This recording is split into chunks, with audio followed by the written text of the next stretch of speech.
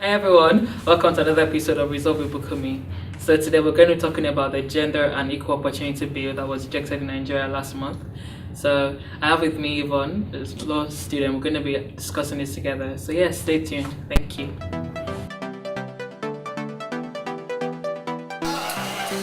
Those against say nay.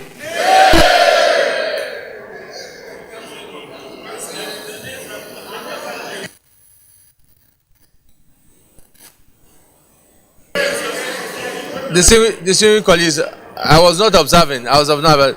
Those in favor that the bill be read the second time say aye. Aye. Those against say nay.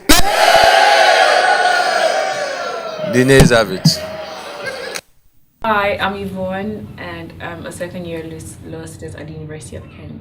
Welcome Yvonne. Thank you. So as I mentioned earlier, we're going to be talking about the Gender and Equality Bill that was rejected in Nigeria. So what was your reaction?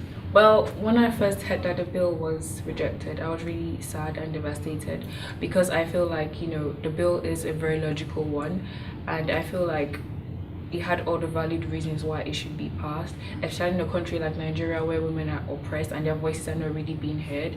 So I wasn't very pleased by it. Absolutely.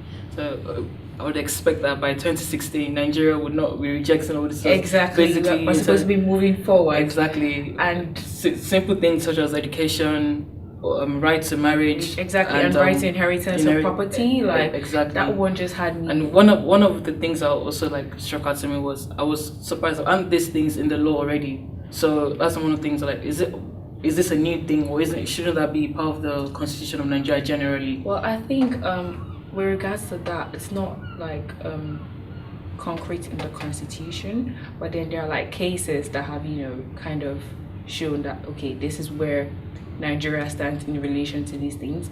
But because already Nigeria is a very cultural country, we are very traditional, and also are very religious. So I think even when these cases are highlighted, for example the case of UKJ versus UKJ, because as an Igbo girl, I'm not allowed to inherit from my father. If he puts me in his will, it's not valid.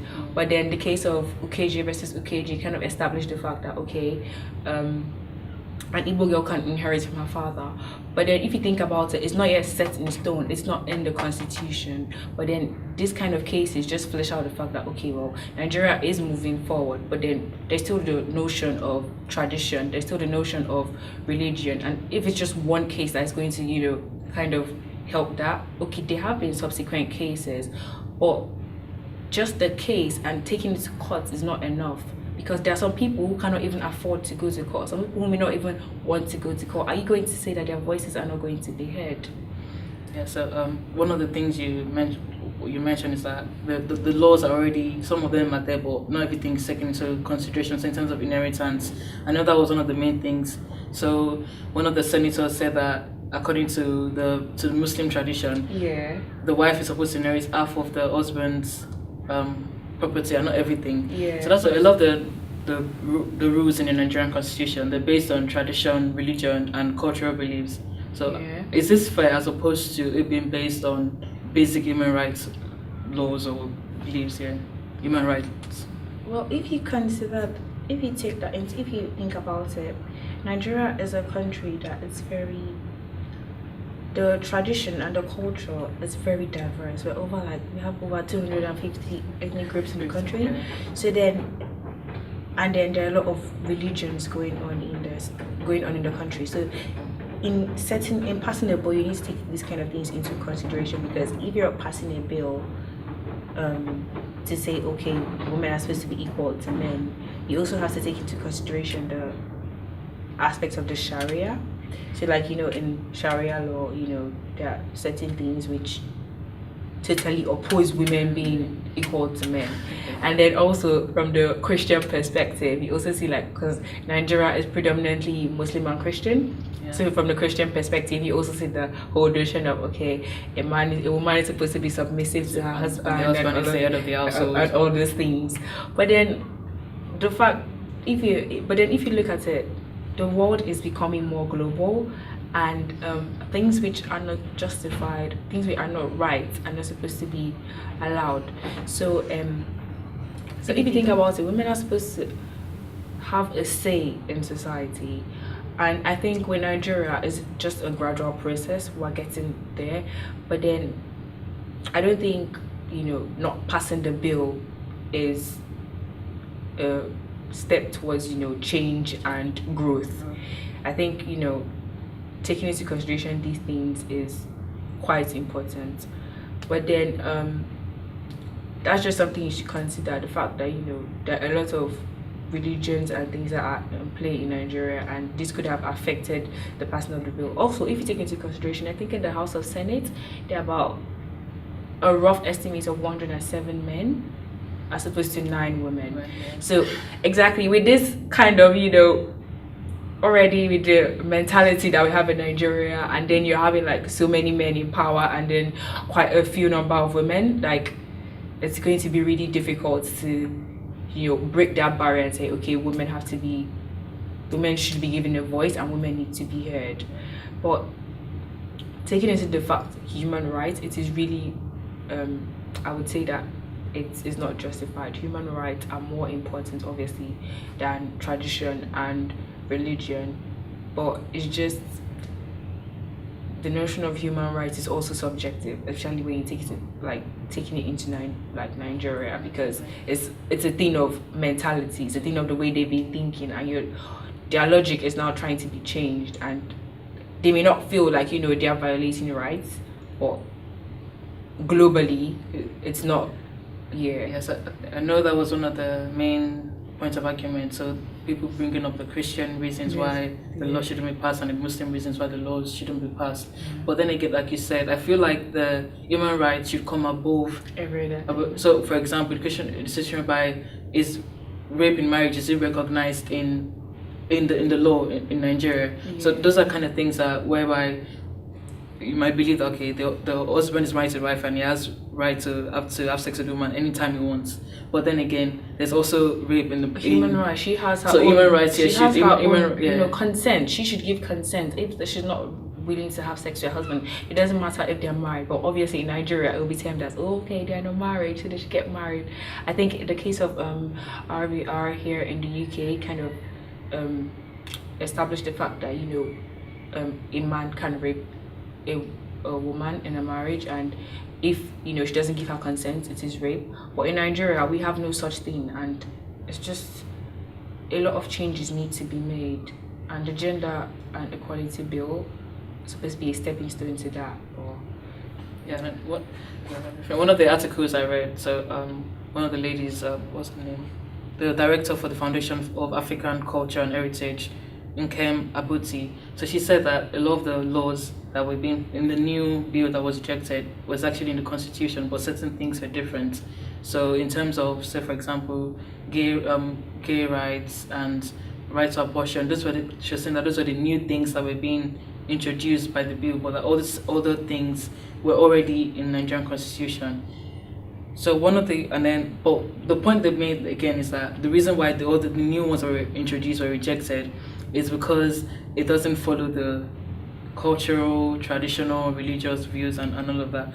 But yeah, like you said, Nigeria needs to consider changing the constitution. So the laws should be, human rights should take priority over traditional beliefs and religious, especially when the woman's life is in danger or whatnot. So okay, another thing is that, so what's the next step for Nigeria? What is the way forward? Okay, with regards to the bill, I think although it has been rejected, there are still motions to try to move it forward. So they are saying that probably they could change some certain things of the bill which were not classified as, were not allowed basically to pass, and then subsequently maybe just start small, because Nigeria were growing, so it could probably be because the changes were very radical in the bill. So maybe they could start small, maybe a few changes. What is the next step for Nigeria? What can people do? I think with regards to the bill, I think perhaps the problem is Nigeria is a country that we're still growing and we're still, trying to change our mentality and the way we think. But perhaps the bill was too radical. Like the changes in it there were too much things that they were trying to pass through with the bill. So maybe they could start small, so maybe put a few changes, and then subsequently the bill can be amended to include the new changes that they want. Because I know, although it's been such an issue, like the bill not being passed, some people are actually thinking of putting the bill through again. And they could also try more lobbying, get more people to be to want the bill to be passed. Exactly, because apparently the bill hasn't even gotten into the public domain yet. So it's something that if they had gotten a lot of people to lobby for the bill, it would have easily been passed. But because it was done kind of secretly, or I would say secretly, but it wasn't kind of open, that's a possible problem. But I think the bill can be passed if we all come together as a country and try to put this forward. Take into consideration your mothers, your sisters, your daughters.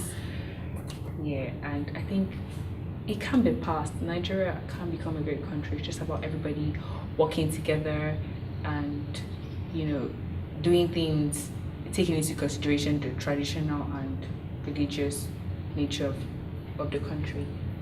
Yes, so yeah, definitely agree with everything you said, that when introducing the bill, we should be a more gradual approach to it instead of just a complete change. Because I guess one of the things is that people are going to revolt when change comes. Exactly. So the way it's presented, it's sad that we have to kind of do that, go around it in a subtle way. But exactly, whatever needs to be done for our benefit should be done. So I was watching an interview where China Television were interviewing the first African councillor in Watford, UK, Favour Isefidi, and she said that if the bill is being passed again, the way it's presented should be reconsidered. So instead of just presenting a gender equality bill, it should be kind of passed as a bill for vulnerable people, so including children, elderly people, disabled women.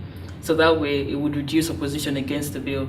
I mean, it's sad that we have to kind of be subtle about the change, but if it's going to provide the results that we need, then it should be done. And then another thing I would also like to say is that in terms of, like earlier I mentioned that some of the people that were the ladies that were arguing against the law said that it was already in the constitution, so probably violence and domestic abuse. It was in the constitution, but it was a thing of all human beings are equal under the law. So it wasn't a thing of, it wasn't so sharply defined as gender issues.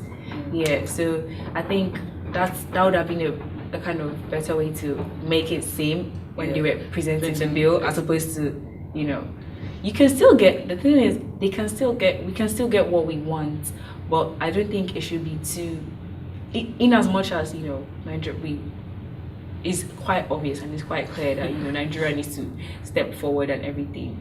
But if we're going to try to get this bill to be passed, seeing that Nigeria is not seeing that the people who are Nigeria is not a country where there's no so much awareness as in comparison to countries like the UK and the United States of America, and people don't even know what's going. Some people don't even know what's going on. They're just thinking they're saying that me and my husband should come and be equal and things. And yeah, exactly. So that's one of the things that we need to create awareness about the laws already in place. So you need to know your rights. So violence is against the law, constitution already as it is, and then that's another way by the other legislations in Nigeria come into place. Yeah. So the police force, they're the ones that are going to enforce these laws. So are they, when people go and report these cases, what is their reaction to it? And then do the cases end up going to court, and do they end up going through the proper studies are supposed to go through? So that's another thing. We definitely integrate awareness about what is already in place, and also I feel like the police, they need to be trained more, and they also need to know that when people report cases of violence and all of that, it needs to be taken seriously. So that's it from us today. I hope you guys enjoyed it. So tell us what you think in the comment section. Like, subscribe, share the video. Thank you, and see you soon. Bye.